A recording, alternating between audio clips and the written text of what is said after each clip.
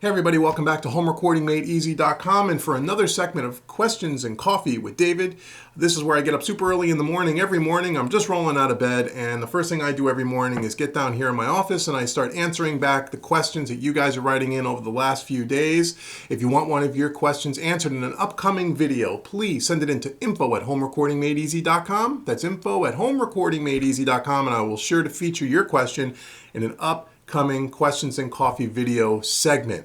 So before we get to the first question of this particular segment, please go out to YouTube and hit that subscribe button if you like what you see in this video. Also follow me on Facebook.com/HomeRecordingMadeEasy and follow me on Twitter as well, as I'm always posting content on Facebook and Twitter that isn't always a part of YouTube. And if you want more tips, tricks, concepts, and training around all aspects of home recording, mixing, and mastering, please head out to HomeRecordingMadeEasy.com and check out all the free content there and pay close attention to the Quick Mix series in the Made Easy series, as it'll help you make better music in your home studio, I promise you. So now we got all that out of the way, let's head on over to question number 1. Okay, first question comes from Steven, and Steven has a computer question, and Steven writes in, "Hey David, thank you for your videos. I have purchased Mixing Made Easy Volume 1 and Volume 2 and have learned quite a bit thus far." Thank you so much, Steven, for purchasing those two products. They're excellent, and if you have any other questions on those products, you can send it in and I'll help you. I am fairly new to digital recording and most of my experience is in live audio. Recently, I have been having trouble with audio dropouts and distorted audio output running in Studio One 3 Artist with the plug-in add-on pack. Based on my conversations with PreSonus support, it appears that the issue could be my RAM. I have 4 gigs of RAM and my hard drive speed, a 5400 RPM hard drive. I am using a 2011 MacBook Pro and that's pretty clean, not many programs loaded and a little hard drive space utilized. I have a limited budget and wanted to get your thoughts on whether it would be better to upgrade my current RAM and hard drive or purchase a new computer. If I were to do the second option, I would likely have to get a PC due to budget constraints. Thanks in advance. Any insight would be greatly appreciated. Kind regards, Steven. Steven, thanks for writing in. Okay, so there's a couple of things you can try, and you're probably right. Based on your computer specs, it's more than likely your computer. Now, if you're just doing real basic sessions, you're not using lots of VST instruments, you're not loading up big sessions, lots of tracks, lots of plugins, you might be able to get away with this computer. But the first thing I would try before you do anything is on a Mac, you go under the Studio One menu at the top and you go to Preferences and go to your device block size. And I've showed this in other videos and I have a video on my YouTube channel on how to do this. Make sure your device block size, when you're mixing, when you're done recording and you're working with all your plugins, is at the highest block size that they allow you. That'll help you as far as your CPU and your performance, and it'll help with that audio distortion and dropouts. When you're recording, you want to set that lower, but mixing, you want to set it higher, okay? Try that first. It doesn't cost you anything. That might solve your issue.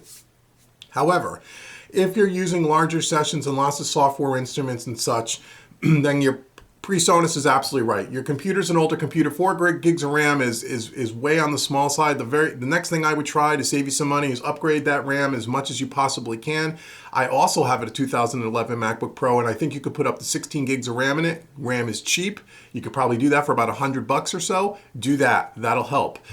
The hard drive speed, 5400 RPMs, is slow. You want a 7200 RPM or better yet, an SSD drive if you can get one. Now again, I just did this to a 2011 MacBook Pro, so I can tell you what it is and how it works.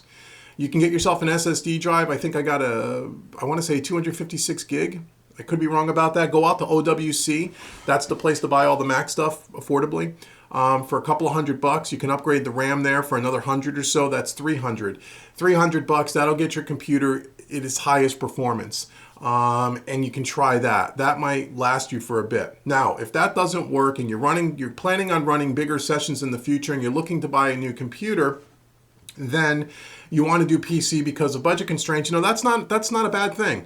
You can get a high-powered PC pretty good for cheaper than you can get a Mac. Now, I'm a Mac guy. I'm not a PC guy. I prefer Mac, but I understand why you'd want to go with a PC for budget reasons, and I know lots of people that use PC that have great success.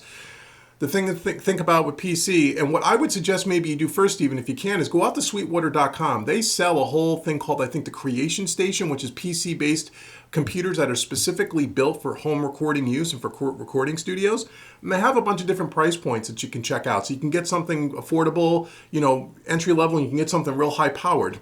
The thing about a PC, you want, and they always at Sweetwater have 24 months and 36 months interest-free, no financing and stuff. That might be a good solution for you, if you can. I would try to buy the computer for 2-3 years down the road. Meaning, what is your home recording situation going to be like? What are your recording studio going to be like? Do you have an idea? If you're going to start to expand and get into bigger sessions, bigger production, you may want to overbuy the computer as much as you possibly can. So if you're going to go with a PC, go to sweetwater.com and at the very least, check out the creation stations and the specs on them and talk to their sales engineers, because you can do all this for free and they'll give you good advice to help you get educated. So even if you don't buy a PC from them, you could buy a PC somewhere else and you'll know what specs to get. But what I like about the Sweetwater PC creation stations is they're built specifically for audio. And as a matter of fact, I get lots of PC questions these days, and I'm actually thinking about buying a Sweetwater creation station just to have a second computer here so I can do some computer support for my PC users, because there's a lot of them out there.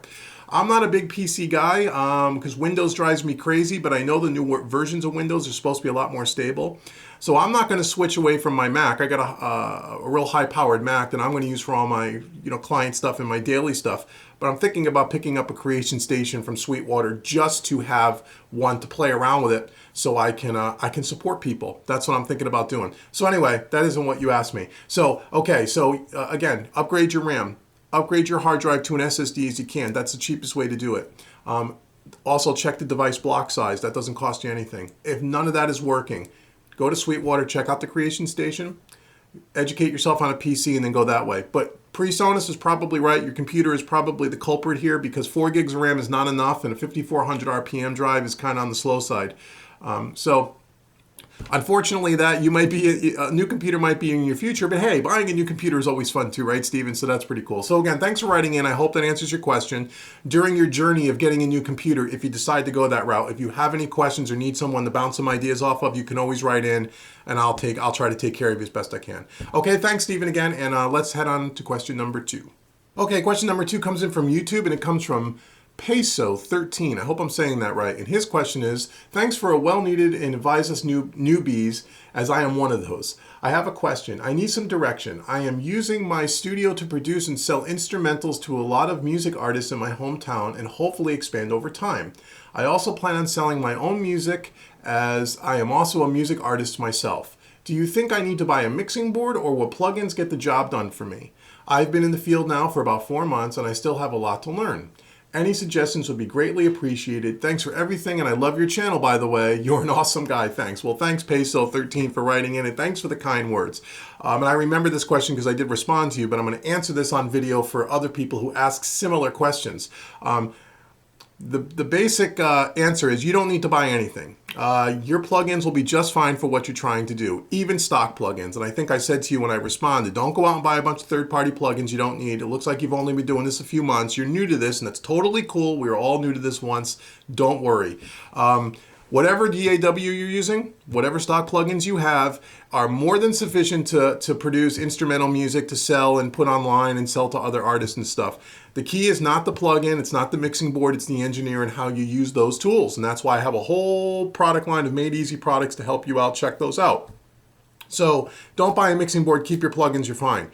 Down the road, once you've mastered those plugins and you really got a good handle on things like EQ and compression, and you've taken it as far as you can take it, then you could start to look at maybe some third-party plugins. But as far as going and getting a mixing board, you really don't need that. And again, I put need in air quotes because it's a matter of what your workflow is like and what you want it to be. Some people, like myself, who just bought a big mixing board, likes the idea of having physical faders when I do my mixing. But that's not because I think it's better than using plugins. It's not. It's just something that I like from a tactile feel. Hope that makes sense. So you don't need to buy a mixing board. Stick with your plugins. You'll be fine. If you have any other questions, certainly send them in and I will be happy to answer them. And keep watching the YouTube channel. So let's now head on to question number 3. Okay, question number 3 comes from YouTube again, and it comes from POB Pedals. And they're asking, hello David, I'm looking to trade my Studio 192 and Digimax interface for this unit. They mean the Studio Live 32. My question is regarding recordings. Is this unit built to run a studio as an interface also? I know it's great for mixing. However, I wasn't sure if it would work as my as well as my 192 for recording. Also, I have no problem running Studio One 3. Thank you again for your hard work. Well, thanks again. Now, the Studio Live 32, as of the recording of this video, does not work as a surface control for Studio One, so keep that in mind. It's coming over the next few months with a firmware update. Not sure of the time, check with PreSonus. As far as recording, compared to the 192, the preamps are exactly the same, so you're going to get just as good of a recording as you do on the Studio 192. I would absolutely trade in the Studio 192 and Digimax interface if you're going to go with a Studio Live Series 3 mixer, because it would be redundant to have both. You'll get the same thing. And yes, you can use the Studio Live as an interface, even currently with the USB cable right into the computer. Studio One sees it as an interface. You can do it that way. So I hope that answers your question. If you have any more questions, certainly write in, and I'll answer that for you. So that's it for this segment of Questions and Coffee with David. Please head out to Facebook, subscribe to the YouTube channel, and always head out to homerecordingmadeeasy.com for all your training needs. Thank you once again for all your support, guys, and I'll see you in the next segment of Questions and Coffee with David. Have a great day and take care.